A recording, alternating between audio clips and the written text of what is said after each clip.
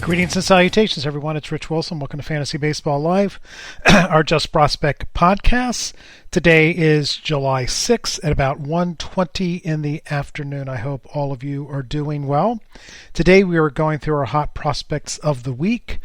It feels like I've been recording a podcast every day. In fact, I think I have. So on Monday I did the June hot prospects. That doesn't get released until Friday.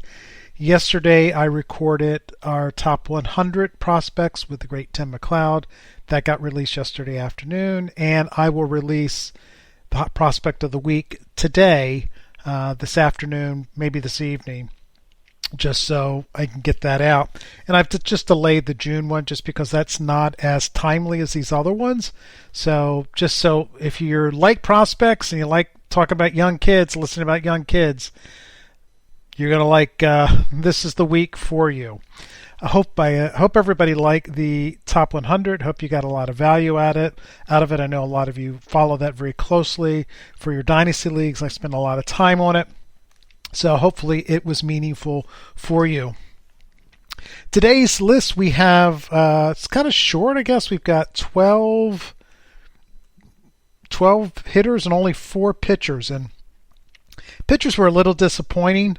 Taj Bradley had another great week, but he made my top 100. Tim and I talked about him, and he made my month of June one. So I've already talked about him. You'll see that on Friday. I just didn't want to put him back on there. It just felt like I was being repetitive. And there was a couple other guys. Griff McGarry had another good week. I talked about him last week, but he just got promoted to Double-A. So let's see if he can repeat what he has done in High A with the Lakewood Jersey Shore team, and let's see if he can do the same thing when he moves to Reading, which is a pretty hitter-friendly park. And if he continues to pitch well, I will bring him up again. So there's only 4 guys, and I'm not sure any of them are worth picking up. So it's a little disappointing, I think, on the pitching side. But the hitters are great, and some really interesting guys here. Some famous guys and some not famous guys. The first one is a very famous guy, and that is Bo Naylor. He's a catcher with the Cleveland Indians. He has now been promoted to Triple-A, and he is only 22 years old. He was 9 for 21, a home run, a stolen base, 3 strikeouts, and 6 walks. And for the season across Double and Triple-A, 269 plate appearances, 276 batting average, a 424 on base percentage, 8 home runs, 12 stolen bases, a 20% strikeout rate, a 16% walk rate.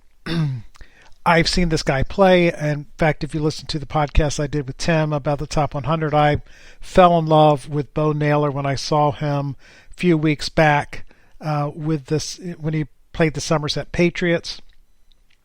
The on-base skills are real. The speed is real. He's a decent catcher. He's not a great catcher, very good catcher. He's athletic. There's enough bat speed and physicality. I think you can point to double-digit home runs. I just think this guy has huge upside. I know he's a catcher. I know a lot of people play in one-catcher leagues, blah, blah, blah, blah, blah. But he's just another high-end catcher that's coming through their minor leagues, and I think this is the catcher of the future, and I think it becomes real next year for the Cleveland Guardians. So that is Bo Naylor. And again, anybody that has a chance to steal double-digit stolen bases, maybe up to 15 to 20 yearly, golly, that is a chance to be a top 5 catcher just because of the speed. And I wouldn't be surprised if he hits, 260 with a 350 on base percentage, 8 to 10 home runs, and 18 stolen bases. That's a pretty dynamic catcher and a guy that just has to be owned in all dynasty leagues at this point. I don't care how many that you have. Number 2 is an enigma for me, and that is Pedro Leon. He is a shortstop / outfielder, but it looks like he's been playing more shortstop than outfield. I think he would work better as an outfielder. That's just my opinion. When I saw him, that's all I saw him play at the Fall League. But he is with the Houston Astros. He is in AAA. He is 24, 6 for 17, 2 home runs, 6 stolen bases, 4 strikeouts, and 9 walks. The 9 walks are important. I'll get into that in a minute.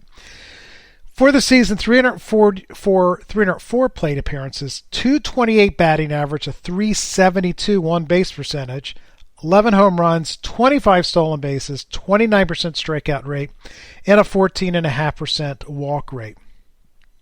I write in the tool summary that he has all the tools to become an impact player, but the approach and strikeouts are holding him back. Usually when I say the approach is holding him back, it's an uber aggressive approach. Pedro Leon has just the opposite. He sits there with his bat on his shoulder and waits for the perfect pitch. And I mean, I saw this in the Fall League. He just would not swing. And clearly that is continuing, in AAA. I mean, he is very, very selective. I think overly selective. I think that puts him in bad hitting counts, and then he is prone to strikeouts.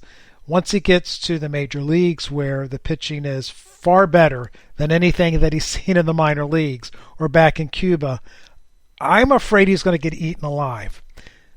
That's not to say that fantasy skills are crazy. I mean, this guy is fast. There's plenty of bat speed. He's not a big dude. In fact, he's a little guy. I think there's plenty of power there. So I own him in a couple of dynasty leagues, and I'm going to hold on to him just because I don't think I can get the value back that I probably could have shortly after he was signed by the Astros. But, I mean, there's fantasy-friendly skills there. I just worry about that overly passive approach. And he reminds me of Kevin Biggio. On Kevin Biggio, that was his problem, that he just was afraid. He was overly selective. He got into bad hitting counts, and now he's a part-time player. I know he's been hurt, but he's a part-time player, and the Astros have a very good team. I don't know. He's not going to push Pena out of his role. And who's he going to push out of the outfield? I mean, I guess he could be a center fielder and push McCormick or Mayer out of there. I mean, there's a possibility that he can do that. He's a good outfielder, at least what I saw him. He was impressive in the outfield. But is he going to hit enough? And that's my big question. Yes, he should be owned. Yes, you should not draft him. Or I guess I should say, no, you should not draft him. Drop him, period. There's too much upside there, but just temper your expectations.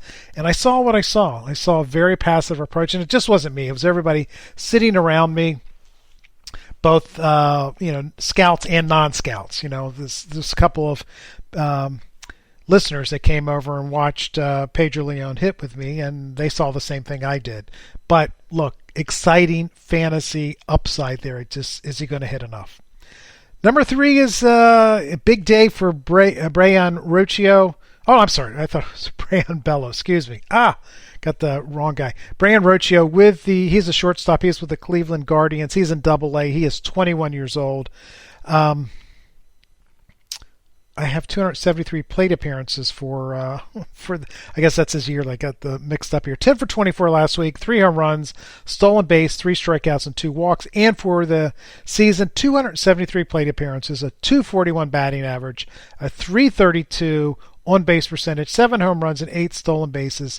18% strikeout rate and 11% walk rate. And I mean, I write it's a statistical down year, but the tools still point to an impact fantasy performer. I might change that sentence by the end of the year. I mean, you expect more than, a guy that's on pace for 12-12, 15-15. I expected at least one of those numbers to jump up into 20. He's only hit 240, but I've seen the guy play. Again, I went to 3 games of the Akron team, and there was so many prospects on that team. It was remarkable. He's making great contact. He's got a solid approach at the plate. He's athletic. The speed is real. There's plenty of bat speed there. I saw just one batting practice. He was hitting home runs with ease. I mean, it's just, there's a lot to like about him. He will reduce, the speed will reduce. He's very adept at stealing bases. I wouldn't call him a burner, but I think he could be a 20 home run, 10 stolen base guy long term. So I really like the player, and think that he's just starting to scratch the surface. Still very, very young at 21 years old at Double-A. Number 4 is another guy, another Cleveland Guardian. I did not see him because he just recently got promoted, and that is Jhonkensy Noel. 5 for 19, 5 home runs, so he got 5 hits, all were home runs. It's pretty fun.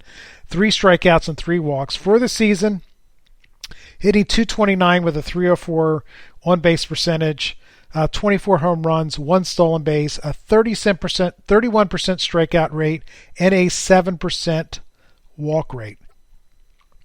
And again, he just got promoted to Double-A. Huge raw power, but as you might expect with a 31% strikeout rate, there's considerable swing and miss in his game.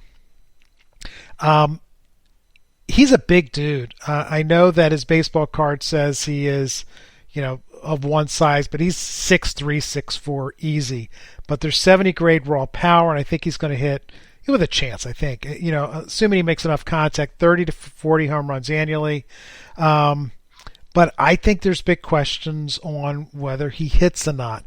And unless he gets his strikeout rate better, gets that walk rate up, becomes more selective at the plate, maybe you could talk to Pedro Leon. Maybe they can swap stories a little bit. I think it's going to be tough for him to kind of get to that power. And that's the thing that you always have to worry about. So to me, he's not a guy that I'm going to be running out after this podcast and adding to my Dynasty League. It's just guys, I do not draft guys like this. I mean, I do not draft guys like that. I do not pick guys up like this. I don't understand them. They can be big leaguers. Hunter Renfroe has been a fine major leaguer.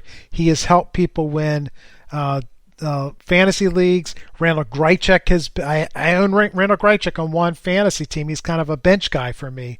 I get the value in power. In fact, I thought Randall Grichuk would be a lot better, playing for the Colorado Rockies. But last I looked, it was only like 8 or 9 home runs. I expected more. But those guys that are one-dimensional, you just got to be careful with them, and they wind up being, if you've got a really good team, bench players. So I just avoid them. That doesn't mean I'm right. It's just how I feel and how I like to play the game. I look for guys that can hit.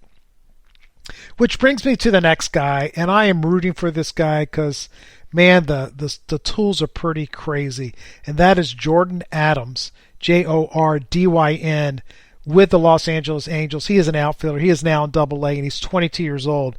He was 8 for 17 this week, 1 home run, no strikeouts, 1 home runs, no stolen bases, which is odd, 5 strikeouts and 1 walk. For the season, 267 plate appearances, 246 batting average, 321 on-base percentage. He has 1 home run he hit last week as his only home run, but he does have 18 stolen bases. Here's the best part. 22% strikeout rate and 8.4% walk rate, and he just got promoted to Double-A. I have his fantasy ceiling as a top 45 outfielder. It's called my number 3 fantasy outfielder, but there's extreme risk there. He's toolsy, and it's always been about how much toolsy, meaning he's got 70 grade speed and 70 grade raw. He's never been able to translate that into in-game power, but it's great bat speed. 70 grade is probably too much raw. More 60 grade raw. There's a chance that he hits home runs eventually. He's never shown that in his game. But the problem is he's always struck out a ton. And this year, though, it's encouraging. He's cut down his strikeout rate nearly in half. Last year in high A was 38%. This year it's 20%. Now, he did trade off some of that power, so he's making more contact. So what little power he had in 2021, he has reduced that even more. But I'm actually okay with that, because with that level of bat speed and that athleticism, let him learn to make better contact, and then they could start adding leverage to his swing. And just because he's got such great bat speed, he's going to run into 6, 7, 8 home runs every year. And then with some swing mechanical changes, you could see that number increase. But he's got to make better contact, and it's so encouraging to see that developing him. It gives him a chance to have a major league career. From a fantasy standpoint, the stolen bases are going to play. The guy is super fast, good athlete, good outfielder. At worst, I think, well, not at worst, he might wind up being a 4th outfielder if he doesn't hit enough. just because he can come in and be a defensive, defensive guy in the outfield and can steal you the bases.